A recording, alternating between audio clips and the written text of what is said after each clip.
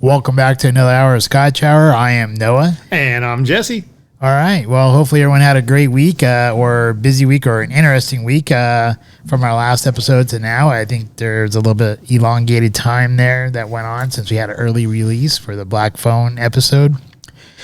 With this one here, we are going to introduce you to a new Scotch here for us. It's the Ardmore. It's the Legacy version of it. And anything you want to say real quick on that, or? Ardmore. Ardmore, okay. What you want? We want Ardmore. That's what she said. Right.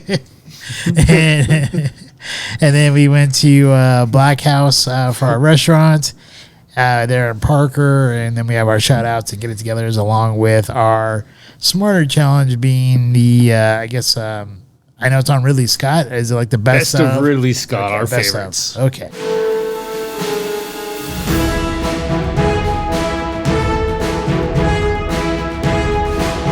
Scotch Review. Ardmore. You know, it's interesting because we had the Ardcore. We've had some great scotches, and this one very much so because of the name, because of Ardbeg. Seems like it would be an Islay single malt scotch, but it is not. It is a Highland single malt scotch whiskey, lightly peated, so we're going to see how that compares to some of our others. Could be interesting. A couple of things about the Ardmore Distillery. It is 600 feet. That's where it rests above sea level at the highest point of the Northern Railway or rail line. Obviously, that's going to help them get materials up to making scotch and get scotch down to make some sales. The water is drawn from the naturally rising springs that sit 1,500 feet atop the Knockandee Hills. So you said that was naturally rising. Yeah, so no Viagra there, guys. No, like Ardmore, no Viagra. Yeah, Knockandee Hills. We got this, the Knockandee Hills. No blue pills here. That's everyone. right. Just Ardmore and Ardmore. All right, so it's located in the village of Kennethmont, Aberdeenshire. Say that twice. Kennethmont, Aberdeenshire. Nailed it. You say it fast enough, they can't hear. They don't know. Kennethmont, Aberdeenshire. What language is that, sir? The distillery was built in 1898. Started out with 2 stills. Later in the 70s, they added 2 more, and then later again added 4 more. So they currently use for production 8 stills in the distillery.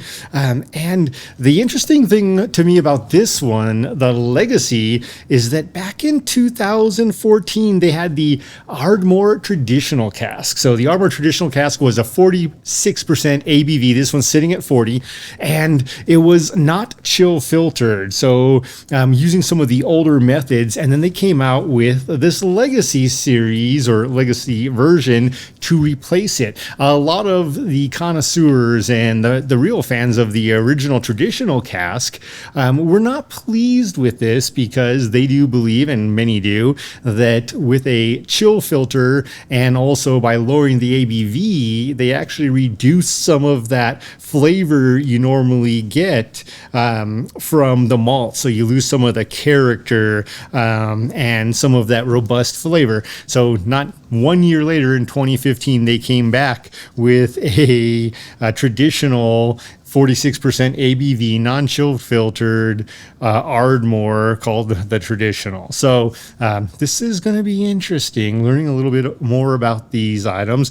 The golden/copper gold Hawk is one of the things that caught my eye when I peeked this out. The other one was, man, this is not hard on the wallet. It's like $40. Well, we'll find out if it's hard on the taste, on the palate. It might be hard on something else. Ardmore. Ardmore. I feel like a pirate. Ardmore. Yeah. The bottle, pretty standard bottle. The color through the bottle, pretty light gold. Not a bad looking, not like really eye-catching, though. Not something so profound that normally I would seek out this color. Much like yourself, I like it a little bit deeper, a little more brassy and robust. Maybe we need like dramatic music right there. Black phone music. You're gonna die, kid. Be patient. Just wait for it. Ardmore Legacy. Ardmore traditional. All right. It's not offending the nose. Good start. All right. Well, off to our warp speed and cheers. Cheers.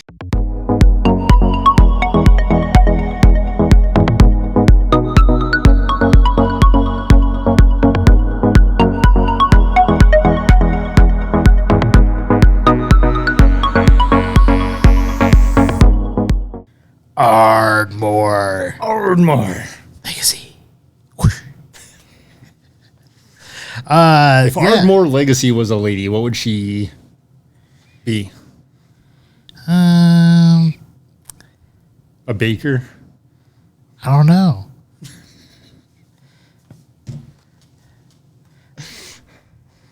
I was thinking maybe like an older woman that hangs out at the golf club hitting golf balls. What's she drinking? Well, it's got to be Scotch, right? This is Scotch hour. We hope. I'm seeing her with a beer in one hand and a golf club in the other. Maybe wine. Maybe a nice Chablis. I mean, it's the dead heat of summer. Pinot Grigio goes well, too. It does. All right. Now to my tasty notes. For this Ardmore Legacy, I get the color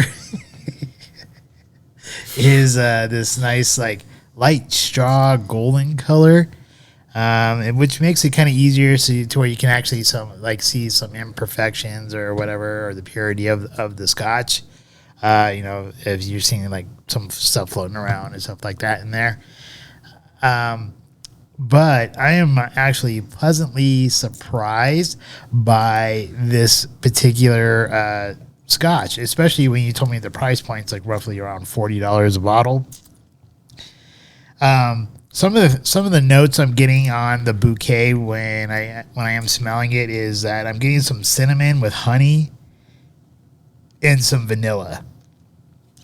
And which is really inviting. If you just think of like vanilla and honey and cinnamon, that can pretty much go pretty well together. And none of it is repugnant at all. It all kind of blends really nice together. Now, as far as the palate goes, I immediately got like pear. So I got pear right away. With some honey and citrus zest. And when I'm talking about citrus zest, for those of you who don't really kind of know, is like when you take like an orange or a lemon and you kind of like do like really that fine grating of it, that slight zest that you would get. That's kind of what I'm getting right there for that citrus.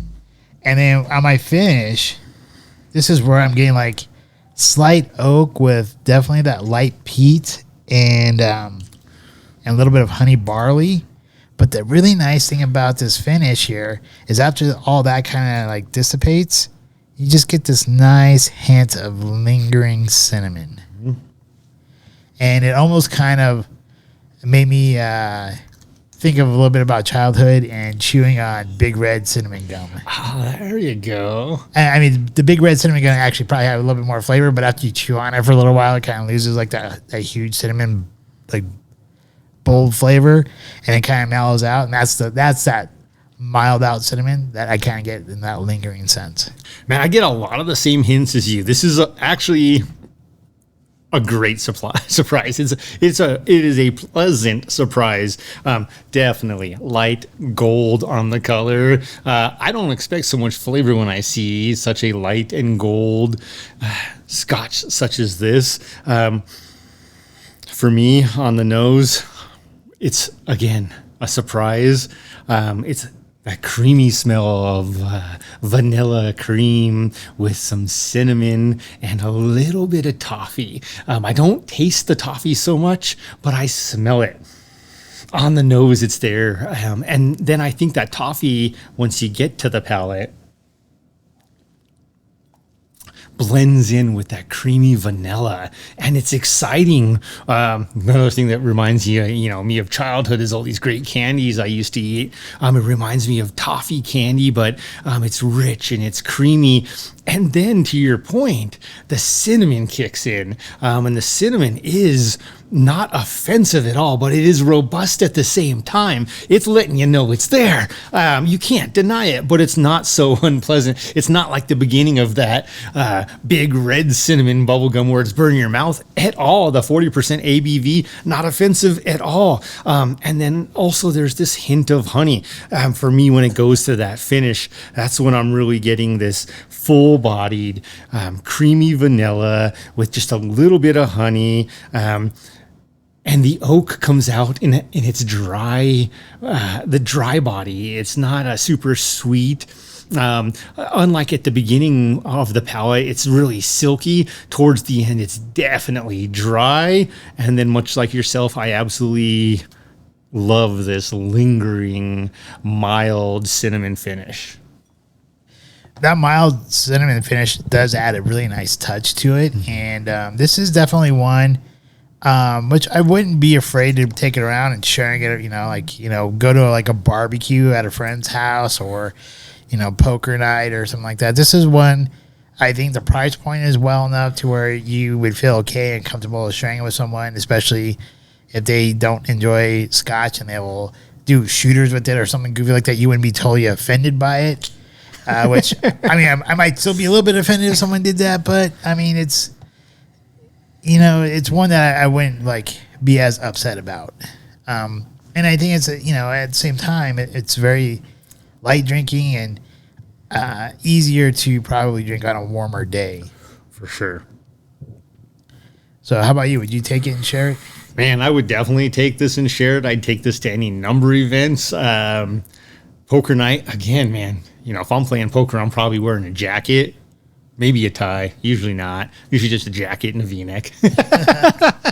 But with that, it's still a handsome enough bottle that I'm not embarrassed to take it there. And marketing, for those of you who don't believe this, marketing is very impactful. It's actually how I believe the number is still a staggering 70% of people decide on how to buy their wine. Now, it's not nearly that high as when you're starting to get to Scotch and pricier Scotches. There's a lot more that goes into it. But for new drinkers, new low price point drinkers in particular, a good looking bottle is going to have a huge impact. And this is not something that is a detractor. This is definitely something that, again, I was drawn to it because of this copper gold hawk on the label, and the canister white and black, semi-formal. To me though, I'm gonna say it like this: if this Scotch is a guy, this guy's wearing a nice, either a Stefano Ricci, a Brioni, maybe a Caton shirt, and some white jeans and his loafers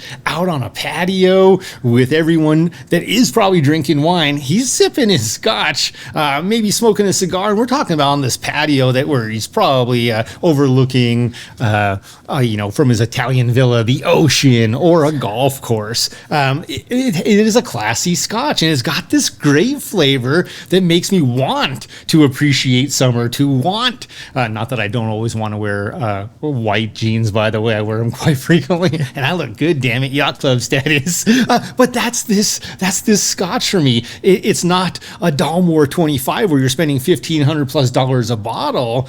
Now that's definitely yacht club status. But you're not embarrassed to take this along with you. On the flip side, if this is a lady, see she's wearing a white summer dress and again, like having fun. I think it's a fun Scotch. Definitely something I wouldn't be afraid to take to a barbecue. You mentioned that. That's perfect. A bardbecue, a party, an event. Just have some fun and enjoy some light drinking. I agree. Or heavy drinking. Ardmore Legacy. Ardmore.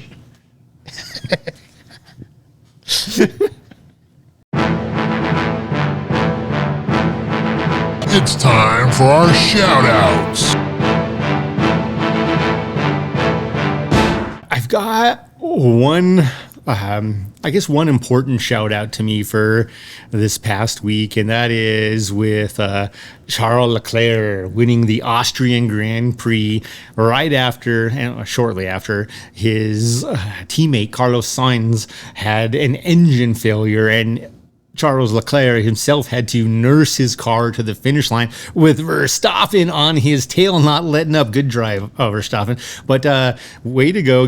My shout out goes to Charles Leclerc taking that victory home for Ferrari. Our first one is going to be more of a personal one. I'm going to give a shout out to my mom and my stepdad. They purchased a home there in Florida. They seem very happy with what they purchased, and hopefully they will live quite a few more years in their retirement years and enjoy their new property that they purchased. So shout out to them. And then my other shout out goes to United. On the flight back, I paid the extra little upcharge for not only to sit in first class, but also to go to the United Club. And the United Club was really actually done really well. They had like a nice like plush seats to sit in, a nice little bar area. It was open. It was an open bar, so you could drink as much as you want in there. They also had like a nice little like food, finger foods in there. You know, I kind of got there like right around 10 o'clock ish, so I got the tail end of the breakfast finger foods, which was like yogurt, some fresh fruits. They had like the Jimmy Dean sandwiches in there, like little blueberry muffins and some bagels and stuff. Nothing like too wild to write home about, but it was, decent. And then for the lunchtime, they had like salad stuff and like these they called it sliders, but like these little mini smoked turkey sandwiches and caprese sandwiches. But where it really kicked in for me was I was able to drink some Bloody Marys and had like 3 of them before I even got onto the plane. And being that I was in first class, I was able to board first, and then I enjoyed myself with a glass of champagne and 4 other glasses of Chardonnay along with my trip there. Only thing missing was your membership to the Mile High Club. Exactly. But I wouldn't want to be on the Mile High Club with any one of those air attendants because they were all guys. And so that's not my style. Potato, man. No, thank you. Get it together. Ooh. I'm going to have to say drivers in Florida, man, they just need to get it together. I came across some horrible drivers when I was in Florida. So I think I was telling you a story about this guy who was like, pretty sure he's like maybe Puerto Rican or Chilean or whatever. I'm sure you probably seen these people. They have like a little flag hanging down from their rearview mirror, and it's definitely like there's like a red and a blue and I think a white color on there. I'm not really sure if it's a Chilean flag or Puerto Rican flag or whatever. But obviously this person, it had just finished downpouring rain, so the streets are wet, and this person probably did not have any like tread on their tires and took the corner like way too fast and did like a 360, went up onto the median, popped their tire and all kinds of stuff. I'm like, you're an idiot, dude.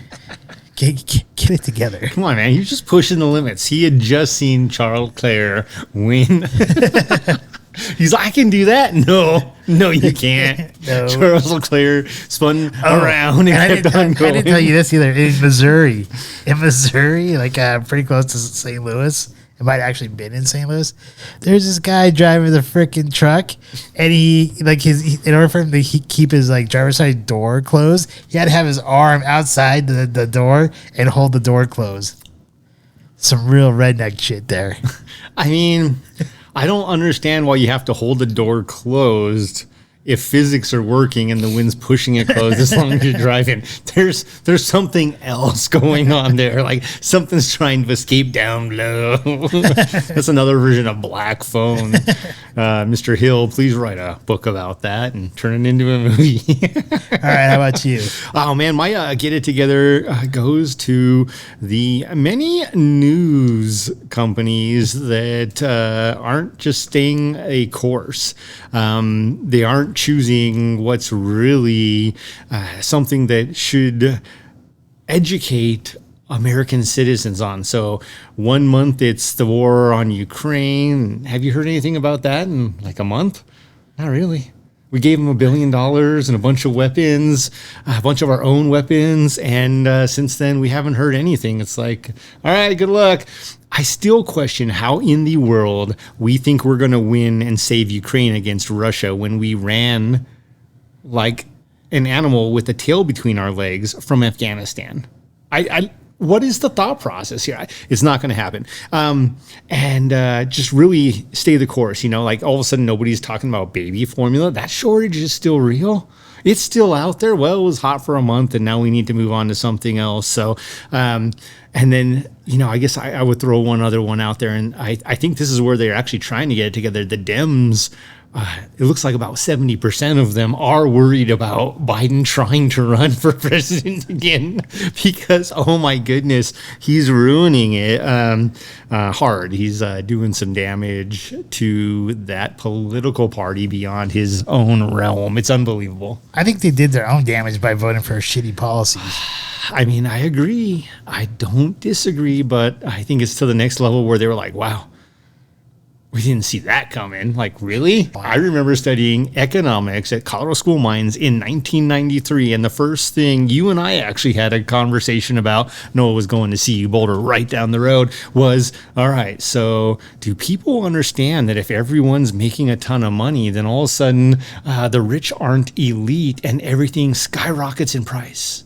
So what did we do by giving Americans a ton of money they didn't have to spend, and they saved or they spent fruitlessly, and then giving them pay increases on top of that?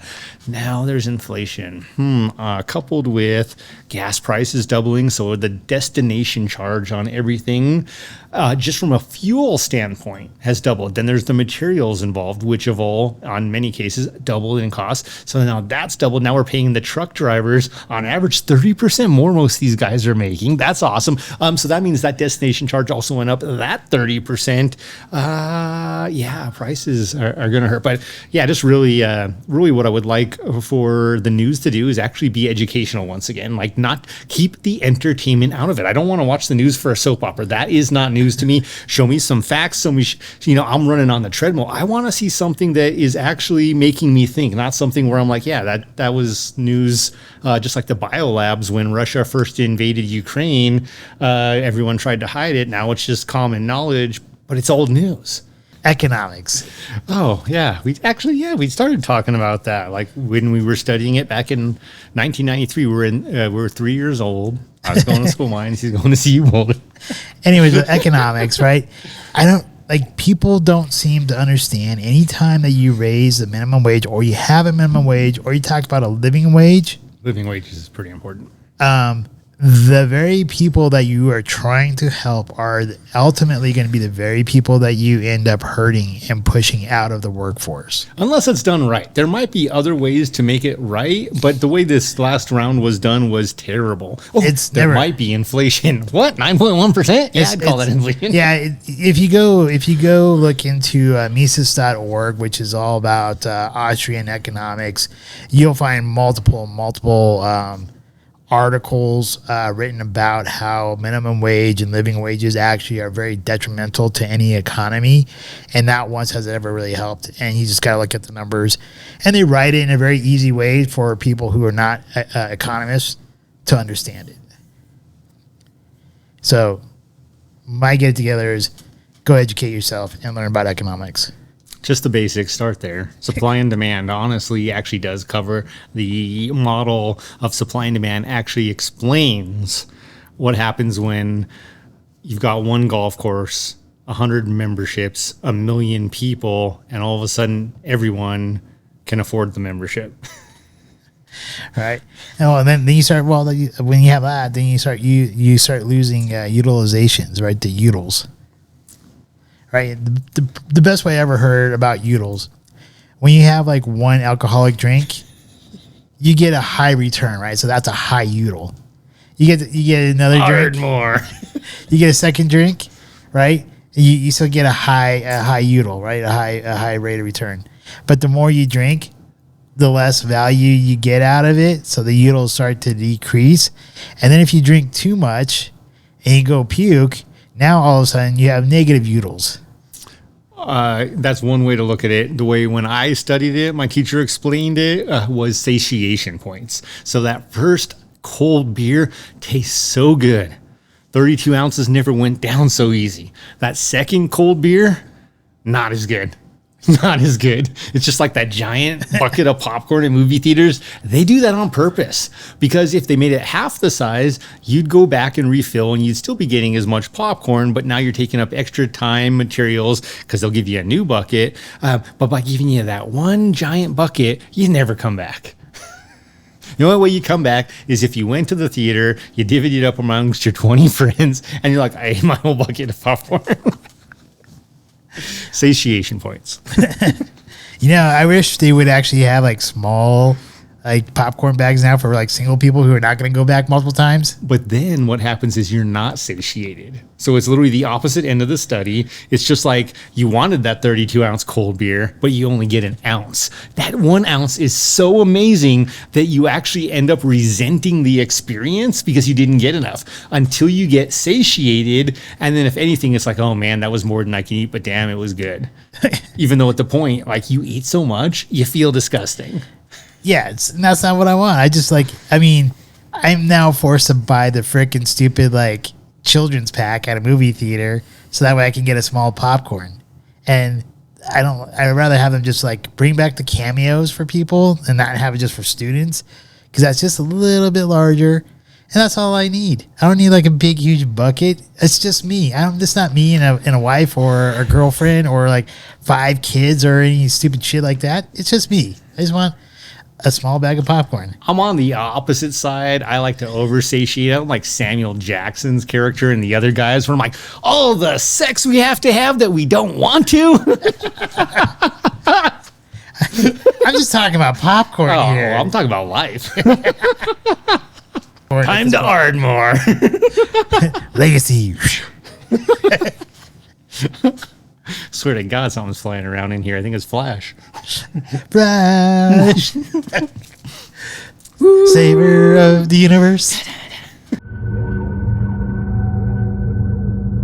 Restaurant Review. Black House, and this is in Parker, Colorado, right off of Main Street, across the street from Tailgate and many other fine establishments. How about your dinner?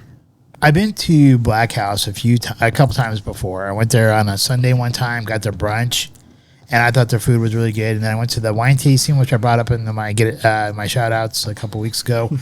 And I thought they made some phenomenal food there. So I was excited to try the regular menu. Once again, I think the interior of the place, I really like it. Even the outside patio wasn't too bad, although like kind of like where we sat, it could have used a little bit more shade in that area or that spot. But I mean, it's kind of near the door, so some like it hot. Some like it hot. Exactly. But I liked it. I think it has like nice decor. The atmosphere there was nice. I liked it. I enjoyed it. I thought our waitress was first of all, she was cute. I'm not gonna lie about that, but I think she did a good job. And there's one part when she was assisting you that I really wanted to say something, so I'm just gonna share it right here. Ardmore Legacy. But you had asked her, like, which of these two sandwiches would you prefer? Which is the better recommendation? Yeah. Which one do people generally like? And then, because of like how we joke around, like more so you than me, when you say like that's what she said type of stuff. I didn't think this at all.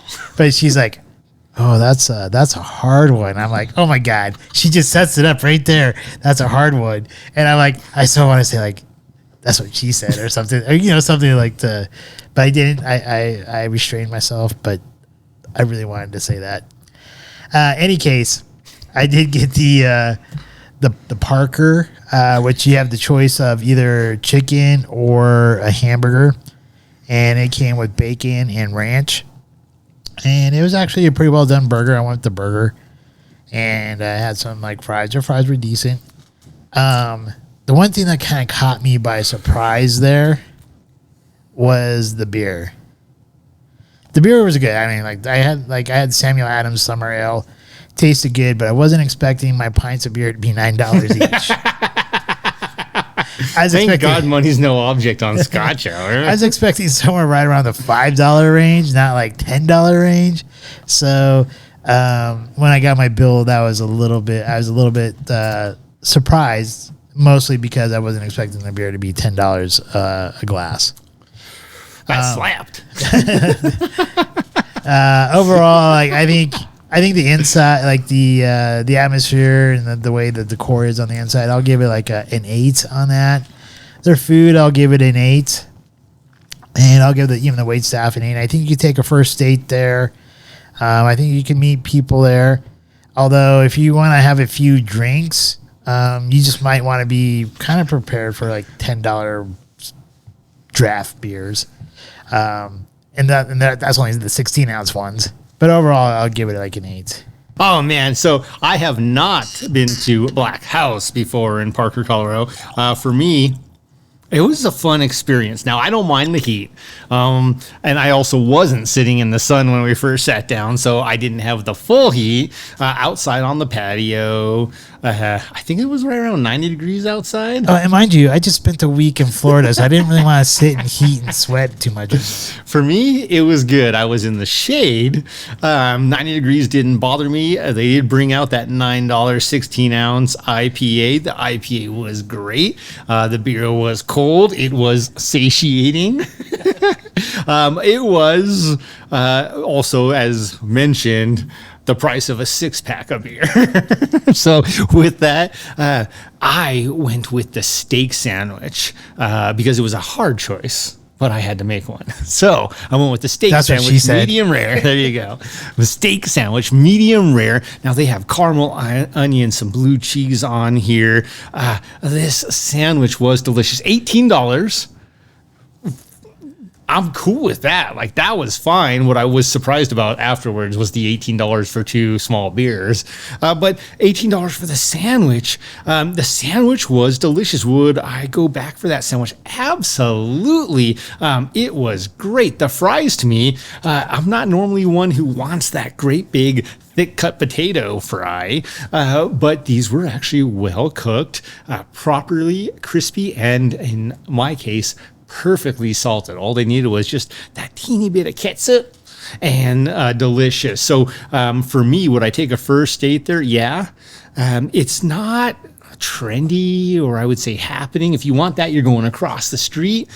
So it wasn't like a sexy restaurant. The atmosphere, ultimately, gonna give it a 7. Nothing wrong with it, just nothing outstanding about it. Now, they do have an immerse selection of alcohol inside at the bar. Great wall, and that was nice to see, but really wasn't just a happening place. So, someone young like us probably would not necessarily go there for a first date. However, it's not bad for a first date. It's just not sexy. Go there with friends, absolutely. For lunch or dinner, absolutely. Repeat business, yes. Value, I think, is the one thing where it was just honestly, it was just a shocker. If I'm going to spend $50 on a sandwich and 2 beers, I'm going downtown Right? I'll pay the extra $10 in gas to go downtown. Or at that point, if I'm paying $50 for a meal just for myself, I'll spend $100 for a meal just for myself. But it's going to be steak. It's going to be a lobster wrap or something down at Ship's Tavern in the Brown Palace. So great food. Nothing wrong with food. The food, honestly, was a 9. The food was a knockout. The service was super solid. It was an 8. The atmosphere is the one thing where I'm like, man, you could make this just a little bit more hip, make it a little bit more exciting, and I think that brings the whole score up. But overall, for a pretty great dinner place, it gets an 8. Smarter Galactus. Best of Ridley Scott. We've talked about some of his films on previous episodes. And it was pretty exciting after watching Blade Runner and really looking at this lineage of great productions, great directing he has done. Everything from where he started in 1977 with The Duelist all the way through his current work that's not out yet that he's working on. And that's Napoleon. So tons of great stuff in the middle. But nonetheless, we're talking about 45 years of directing history. That's pretty amazing. Ridley Scott was born in 1937, so he's getting up there in years, been married 3 times. I actually found this both fascinating and intriguing, and that is the first time he was married for 11 years. The second time he was married for 10 years. And most recently, he got remarried to Giannina Fascio, whom he has been married to since 2015. So I'm curious to see what happens in another 3 years. He'll probably just die tragically, because I would love to see him continue doing these masterful pieces of work. So going on his trend, 11, 10. This one should last 9 years, right? Maybe he's got 2 years. We're gonna find out. We're getting close. But nonetheless, I think to me that's an interesting situation when we talk about economics, satiation points. They say that, and studies have shown that between 2 and 2.5 years, most relationships will see their first big ordeal, and then double that at 5 years. They do it again, usually twice as big, and then at 10 years, boom, blow up time. This is where things have changed, and people are ready for the, if it was a car, newer model. Do you think maybe COVID might have sped that process up with a lot of people? Oh, I have no idea, man. Like the newer generations, I am still fascinated by. I'm still working with and asking questions and sharing my own stories as well.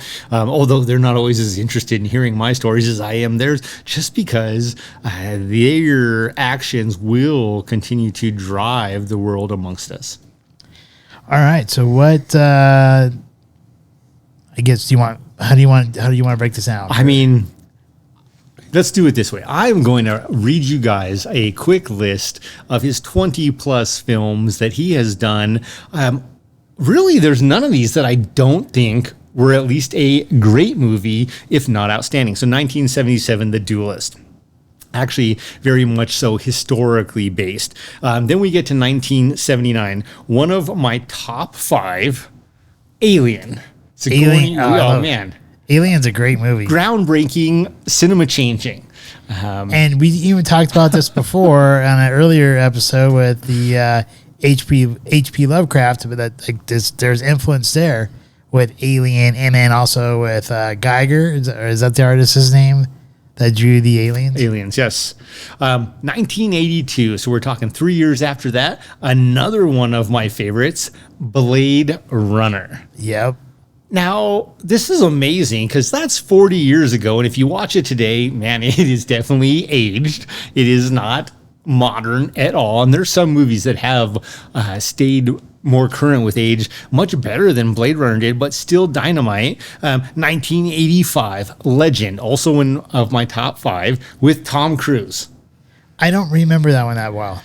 Man, he faces what ultimately appears to be a devil, who's played by Tim Curry, who is the Lord of Darkness. Now, Tim Curry, another one of these actors that's just amazing. We're going to get more into that as far as why my top 5 are my top 5. 1987, Someone to Watch Over Me. 1989, another great one, Michael Douglas, Black Rain. Dude, that was like bad-ass movie. Thelma and Louise in 1991. I hated it, but I loved it, and I understood its significance. 1992, 1492, Conquest of Paradise. 1996, White Squall. 1997, G.I. Jane, another one of my tops. And it's not because of Demi Moore. It's because of Viggo Mortensen and the entire storyline. 2000. Now, if anyone wasn't impressed and saw Gladiator in 2000 when it came out, again, man, the star of this show is the bad guy. It's Joaquin Phoenix. He is the guy who made that movie. Now, I'm not saying that the rest of the cast and the star weren't impressive, but the storyline was made so impactful, not because the hero, but because you hated the villain so damn much. 2001, Hannibal. Again, how can you not love this movie? Black Hawk Down, also in 2001. Matchstick Men, 2003. Kingdom of Heaven in 2005. God wills it. Right? It's like, again, all of these movies, whether you like them or not, if you are someone who, probably someone who appreciates history, I think that's one of the things that absolutely is a Ridley Scott factor, history, but also just emotion. A Good Year, 2006, American Gangster, 2007, Body of Lies, 2008, Robin Hood, 2010, Prometheus, also in my tops, 2012, The Counselor, 2013, Exodus, Gods and Kings, 2014, 2015, The Martian. Now, anyone tells me that didn't have an impact on someone like Elon Musk, I won't believe him, because it had an impact on me. The Martian was a great movie. Absolutely. Alien Covenant, 2017. All the Money in the World, also 2017. 2021, The Last Duel and House of Gucci, and he's currently working on Napoleon, which I think is going to be an Apple TV. Like, I don't know if it's going main movie production or if it's theaters and on Apple TV at the same time. I couldn't quite figure that out for myself. I hope to God it goes to the big screen, because as you and I have talked about, and anyone who knows, great adventures, great stories like these, like Gladiator, like Legend, like Alien. You watch that on a big screen, doesn't matter if you have a giant TV at home, a big screen where you're fully immersed has a different feel. It definitely does. Definitely. Like Top Gun Maverick, I think that's one of those movies you had to see in the theater. You know, and I remember I had a conversation with someone. They were saying that a lot of people said, well, Top Gun Maverick was just such a big deal because people hadn't seen a great movie in a theater in a long time, and it finally came out. And it's like, no, don't try to take away this movie's thunder. I've seen it 3 times in theaters. You've seen it 5 times in theaters. I want to go back again. That movie is just that impactful because of the storyline. And let's face it, man, Tom Cruise, good job. Definitely a shout out again to you.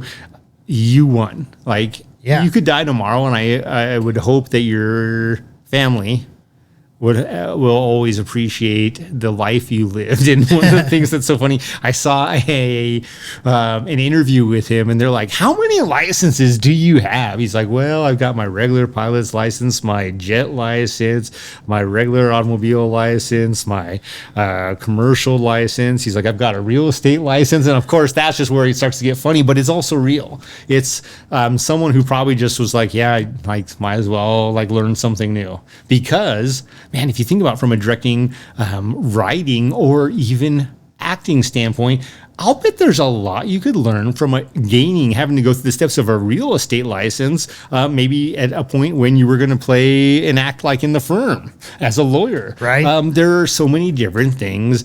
So going on a weird tangent there, but Ridley Scott, tons of great films. Man, if you had to, and this is hard for me, honestly, if you had to narrow it down to your top 3, what would they be? Oh, top 3, not 5? Well, okay. You can give me your 5 if you've got them. All right, well, we'll start with top 3. And this is no particular order. I'm not saying this is 1, 2, and 3. But one of my top 3 is going to have to be Kingdom of Heaven. Dude. And it's just not the theatrical cut. I'm talking about the director's cut. Okay. I have not seen that. Oh, the director's cut adds, I think it adds like almost another hour to the movie or whatever. But it's so much better. And I love that movie. I think it's a great movie. And, you know, I think Ridley Scott does a great job of making these epic type of movies. So, yeah. God, Kingdom of Heaven. Kingdom of Heaven. That's why I said, like, God wills it. And once again, Renault, whoever, I don't remember the actor's name who plays Renault, but he is also another bad guy that actually complements or makes the story that much better for the good guy. How do you have a hero without a villain? This is one of the things I love about psychology and psychiatry. Less medicine, please, but psychology in particular is that there is this point, and you see it in religions in particular, especially Buddhism, about the good, the bad, the yin, the yang, and you cannot have peace, I think, until you've actually had war. And I will tell you, one of the best examples in my life that I don't think I will ever forget was hearing an interview with Mike Tyson. Mike Tyson, if you ever want to be on this show for 3 minutes, 15 minutes, I don't know if you would like a dram of scotch or not. I'll get you a water, ice cold, whatever temperature you want. I have and utmost admiration for a man who has seen both sides. And I think the deal with me, why Mike Tyson's so impressive right now, is I feel like he's at peace. And in this interview, and he is with some superstars, by the way, they're asking him questions, and he said, the best 3 years of my life were my 3 years in prison. And everyone in the audience, you know, the 3 of which Jay-Z, I believe, was one of them, are like, what are you talking about? You had $30 million before you went into prison. Why were those years the best years of your life? And he said, because it wasn't until then that I had peace.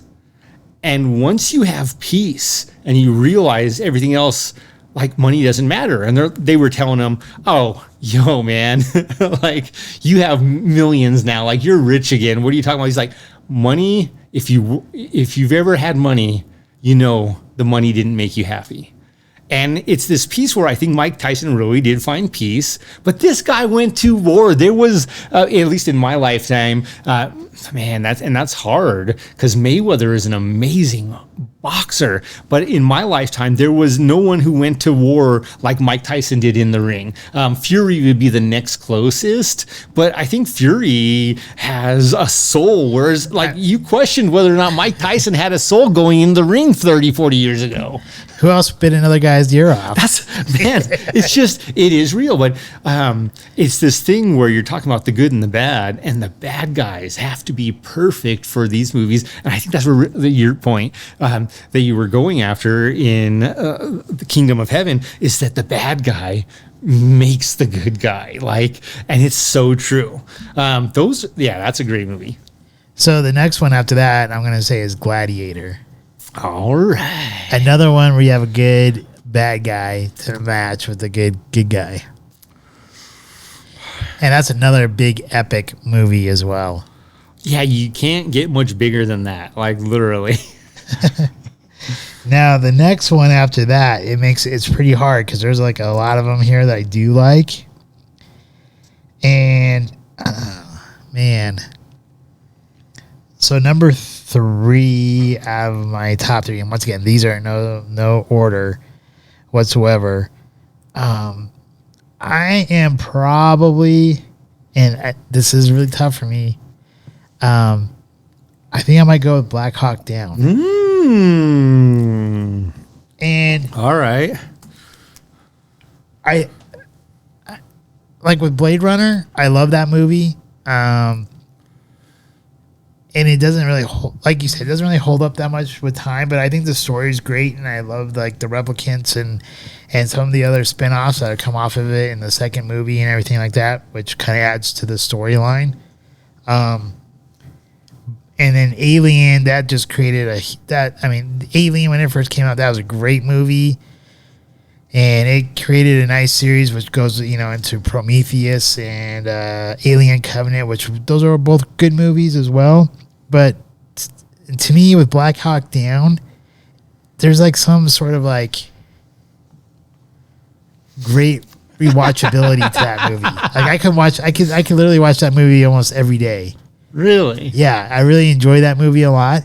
And I think Ewan McGregor, who dude, he's like the office guy, and he's never been out in combat and stuff like that in this, in the movie and stuff. And it's also based off of a true story and stuff. So yeah, I just like that one a little bit more.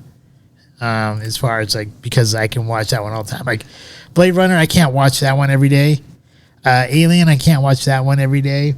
I could probably watch Gladiator every day, and I could probably watch Kingdom of Heaven every day. But awesome. Black Hawk Down, I could definitely watch that one quite a bit. So, man, isn't it tough though? Yeah, and then you got The Martian too. I really love The Martian too. I'm right there with you. This is hard for me, taking it down from 5 or 6 down to 3. This is actually a struggle. And part of it is because there are so many great ties. These movies, this directing is like how Charles Dickens wrote to me. He's telling a story that is so profound that it has both sides. And that's one of the things Dickens did well. And I think that's one of the things that Ridley Scott does well, is when he's directing, he's making sure there is a good. There is a bad. And whether or not, you think about The Martian, what was the good, what was the bad? Ultimately, he's fighting himself. He's fighting death. He's fighting for the chance of survival. There are little things on the planet that he's ultimately trying to survive and stay away from. But ultimately, in each one of these things, there is this battle going on of good versus evil, or faith versus non-faith. And I think you see that also in Legend more than any, is that there was true evil and true good. So faith and... So is Legend one of your 3? No. Oh, okay. No. I'm sorry. Dude, it's just so hard. It literally is so hard. That's what she said. All right. Said it for you. In my top 3, though, I'm not going Black Hawk Down. Okay. I'm going G.I. Jane as one of my 3. Okay. And because I think... That's funny. We both got a military one. I'm sorry. I think that's a point. And that's why I was like, not going Black Hawk Down. That's my connection there is. I think it is military. And I think one of the things that's truth about military, when you look at military stories and these amazing productions, this directing by Ridley Scott, is he is talking about a battle, whether it's Ewan McGregor or it's Demi Moore, who actually isn't the one who makes this movie for me either. It's Viggo Mortensen. But it's this good versus evil, and it's also this undying, unyielding drive, commitment, and desire, need. It is discipline that gets them to where they want to go. So for me, one of the 3, and again, not in any particular order, is G.I. Jane. Gladiator. How can you not have Gladiator? Exactly. If you saw, as I think both of us did, Gladiator in a theater, that movie, especially at the time, again, not because of the star, this was King Phoenix. That movie was life-changing. I still watch it and cry. And again, Ridley Scott, when I talk about Charles Dickens bringing the two sides, I'm not talking about just in his books where he was talking about good versus evil. I'm talking about in each scene, you can literally picture. Right. And I'm going to use the example of Pip at the beginning of the book. If you've never read it, read the first 20 pages, and you will read the story where Pip is running through a mist that's super thick. And pretty soon you're reading and you realize the mist is coming at him. And it's this new transition of, well, wait a minute, what does that mean? That means he's fighting a battle. He is not just running through a mist. He's coming and going through something that's coming at him. And that's real. That's, it is a different challenge. It is a faith you have to keep going through those situations. You literally have to have faith. So Gladiator, G.I. Jane, man, the third one. This is where it gets so hard. I know, the third one's the toughest. That's because we're knocking so many others out. And yeah.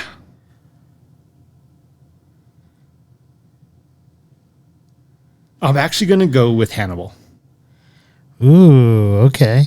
Now, Ridley Scott did not do the first movie in that series, but he does the second with Hannibal. This is when Julianne Moore now plays the main female FBI agent. Anthony Hopkins reprises his role as Hannibal. And yeah, as Clarice. So Julianne Moore, Clarice, Anthony Hopkins, Hannibal. And again, there's this perfect battle.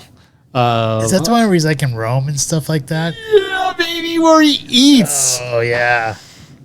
Ray Liotta's brains out the top of his head. And Ray Liotta's like, oh, what is this? Yeah. That was more of the psychiatry than psychology. It's a little bit of medicine keeping Ray Liotta alive while his brains are being scooped out the top of that skull. But again, you have to have this like balance of what is true good, what is true evil. And then with all of Ridley Scott's films, I think an intellectual, an intelligent person who does question, okay, so what is right versus wrong, also can question in any of these movies who was right and who was wrong. So Black Hawk Down, you can speak to that in just a minute. But for me, G.I. Jane, you've got Viggo Mortensen and Demi Moore's characters talking about should females be in the military? What is it to be here or there? And I remember at one point, Viggo Mortensen is sitting, he just got his ass kicked by Demi Moore. He's sitting and one of his peers comes up to him and he's like, she's not the problem, we are. Absolutely true. Like, sex shouldn't matter in any industry. However, you can't then go set special rules and things like war because someone is different. Because guess what? You're going against war with Russia. The rules don't change no matter who you are, what you are, how old you are, how young you are, if you're male or you're female or anything. None of that matters. It is life or death. And they don't play these games, these war games, just because you're a male or you're a female. If we were against war with Russia, that doesn't matter. And I think this movie really describes, and it really made me think, man, I see both sides and I hate that. But I understand, I can appreciate the theory between both sides, Demi Moore's sides, Viggo Mortensen's side. And it wasn't even Viggo Mortensen. It was his character following directions. And ultimately, at the end of the movie, having the utmost respect for her. Man, it's just amazing. Any of these things. But the military is absolutely a prime example of where, man, life isn't fair. Life isn't fair. I don't think you really get like too much of a good guy, bad guy type of thing in Black Hawk Down, as opposed to like maybe it's more about like maybe we shouldn't be the world's policeman and be in places that we shouldn't be in, and then what ends up happening is like one of the helicopters gets shot down and it's all about like trying to go rescue those helicopter pilots and then people that were in there, and then it just causes a big huge more of a mess and stuff like that. And any case, I just think it's near the end you see like Eric Bana's character. I think it's Eric Bana, where he's like one of the, I'm not sure if it was a SEAL or Delta team. I think it was Delta team. And, he's like, yeah, we're going to go right back out there after they make it to the stadium. And we have more people to go, go get. Cause they had like the no man left behind type of mentality. And then the Ewan McGregor characters, I don't know if it's his character or actually whoever was the main character, sees Eric Bana's character getting ready to go right back out, and they're like, all right, fine, I'll go right back out too. And you just see kind of like that. Like they know they're in the shit, and they know they have a job to do, and regardless of whether or not we're supposed to be there or not. And I think this is also talked about in the very beginning of the movie, where they are discussing about if they should be there or not be there. And I think that's kind of like a maybe an underlying question there, but it's, I think it's a great movie regardless about like, you have members there that get stuck, and then you have others that are coming back to rescue them, get them out. So I don't know. I think it's, like I said, it has great watchability for me. Well, and so for me, when you question, for me, I have to question these great movies by Ridley Scott. Who's the good guy? Who's the bad guy? So now you have a Gladiator. That's easy. Yeah, you can definitely pick out who's the good guy and bad guy in that one. Can you, though? Because Joaquin Phoenix, Caesar. What was Caesar's ultimate intention? Well, I think he's the bad guy because he went against Caesar's wishes, which was to have Russell Crowe's character, the general, take over Rome. Right. So, nonetheless, though, you're talking about treason being conducted by Russell Crowe, the general, the gladiator. But he wasn't doing the treason. But Caesar was trying to bring his country to greatness. Now, I agree with you. Like, at the end of the day, I think it's really easy to be like, oh, yeah, man, like Russell Crowe, you're the good guy. Joaquin Phoenix, yeah, you're the bad guy left and right. But at the end of the day, there's also this piece which is, okay, man, this movie I don't struggle so much with as most. But it's like, man, you were also not following orders. Like, this happened, certain things happened because you didn't follow the rules. Whether or not you agree with those rules, now you live with the consequences. And I think for me, for Gladiator, that's another piece. It's a piece of character where Russell Crowe ultimately decides, in this life or the next, I will see my family again. Well, I think that's for Russell Crowe. And I think you have to kind of look at it from Caesar's perspective is like he wants someone who's going to continue to make Rome prosper and grow. And he knows his son would not do that. And he knows that his son probably would destroy Rome. And ultimately does. And ultimately does, yeah. A little bit of history. Again, Ridley Scott involves history in most of his movies. And when you look at Russell Crowe's character, the Spaniard, all he wants to do is like, I served Rome. I did my duty. I just want to be with my family. I could care less about anything else. And if he would have done it, if he would have just accepted it when it was all said and done and not have like go around, you know, however it got spread out and like the son found out, killed his dad type of thing. If he would have just accepted it right then and there, probably a lot of that stuff would not have occurred the way it went down. But I think I think every character held true to their traits. No, I think that's one of these things. This is why the Ridley Scott movie theory, this thought process is so fascinating to me, is because I think Ridley Scott does think about characters and personalities. Now, whether you want to break that down to personality types or talk about it in a different way, I think he is absolutely involving that too. One of the other things I absolutely love about these movies, and I don't know that a lot of people will agree with me right now because a lot of people want to be like, yeah, I have a plan, I'm going to execute my plan, and I'm going to win, is that not everyone, but almost every person, all of the bad guys, all of the people who lose in these movies had a plan. That somebody who didn't have to have a plan but had more sheer will, who had more faith, who had more drive to do what was right, undid. Yeah, true. And, you know, you could tell that with Russell Crowe's character, he had his code that we talked about a while back ago. And he followed his code. Like, he knew he could have all of his troops right there and march in, and he knew he could probably take over, just like with a military coup. But he tried to do it the right way. I fully agree with that, and that is, again, part of this piece of, to me, when I think of good always has a code. And I think if you really go back and rewatch Gladiator, you could probably almost relate it to what's happening in today's America. Now, you're getting somewhere. Do people not realize Biden is Caesar? This is another topic for another day because we don't want to. Dude, I know we're getting up there on time. But seriously, you guys just take a couple minutes, think about this. We're talking about Gladiator. You guys all see it just as easily as we do, right? Because there are times when I'm like, well, Caesar was trying to do what he thought was right. He was ultimately the leader. Yeah, nothing killing your dad isn't right, no matter what. Exactly. No matter what. There is no, I killed my mom today. Feel pretty good about it. I think I'm winning. Nope, you lost, bro. You deserve to die after that. That's just that.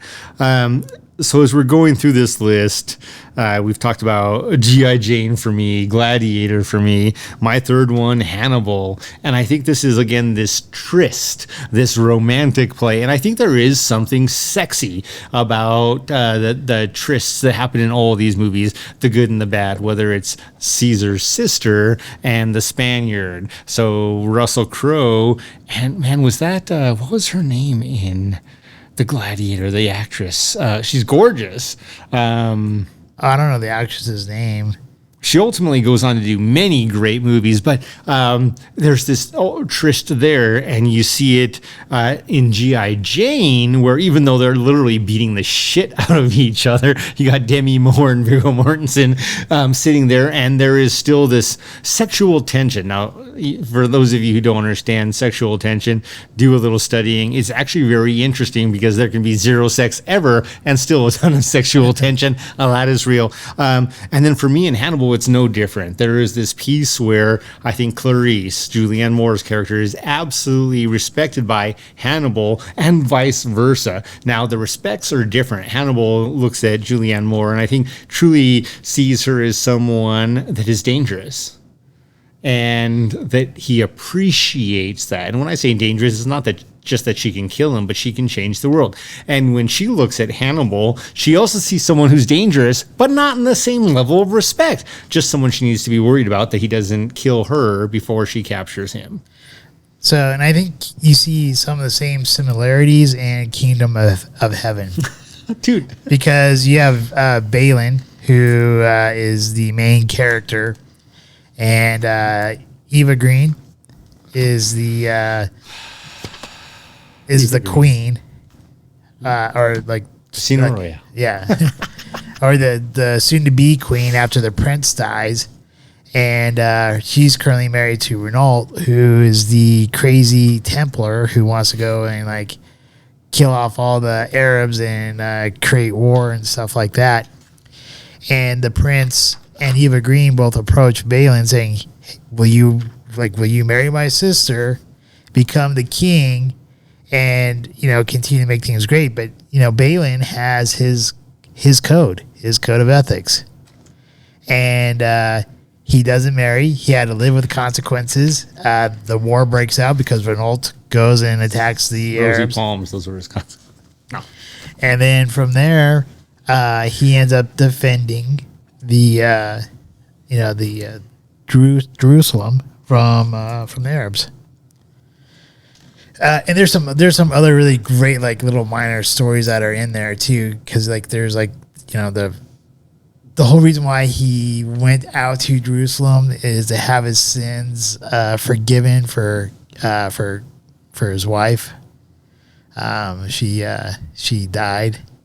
But anyways, you see a lot more in the director's cut, but it's amazing, like all the way through. Like I think that movie is comparable to The Gladiator, which has a lot of the same kind of qualities that you're talking about. Yeah, ultimately also laced with history. Now, when I Right. say laced with, I'm not saying don't go thinking you're going to pass a history exam watching any of these movies, but what you will do is get a very base example of some pieces of history with a director who makes it, and I'm going to say it's sexy. It's like last week's Scotch, that perfect color. It's just sexy. And with that, this is something I really appreciate. Ridley Scott, if you ever want to be on the show, please let us know. At some point, I'll try reaching out to you because I'd love to pick your brain, possibly after Napoleon comes out. I'd love to see what you're going to do with that because, again, now, most people look at Napoleon, they hear this name, and man, this guy was a tyrant. He was vicious. He was terrible, or was he? And it's going to be interesting to see how this piece comes out because at some point, was he good? Was he bad? I'm excited. I want to see it. Ridley Scott, you did a great job. Really appreciate all you have done, not just because of these movies, but what you've done to change the world of movies we now see. Exactly, and these are movies that influenced you as a kid, Oh, absolutely. And I also remember in high school when we did I think we were in that, believe we were in the same English course where we did the film analysis. Yeah. And we had to do Alien. That was like mind blowing. It really is, especially as you like if you watch Alien today. And I haven't watched it. I'm not watching Alien every other day or once a week or once a month, but I watch it probably once a year.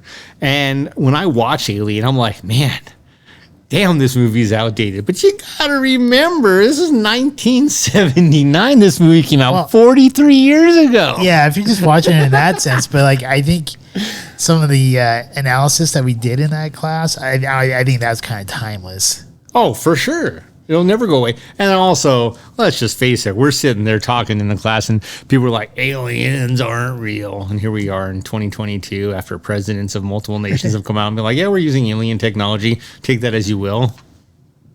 All right. Anything else we want to say about Ridley Scott? No, I just really appreciate what this gentleman has done for our... Ultimately, this is a treasure. It's a cinematic treasure. It's also a piece of undying art. I would agree with that. It is definitely art. So what is our next week's Scotch?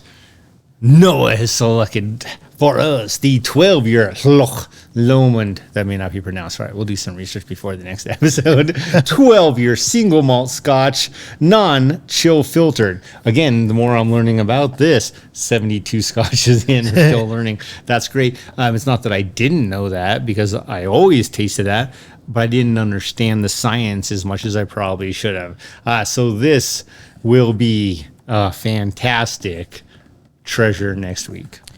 All right, and next week's topic is going to be bucket lists.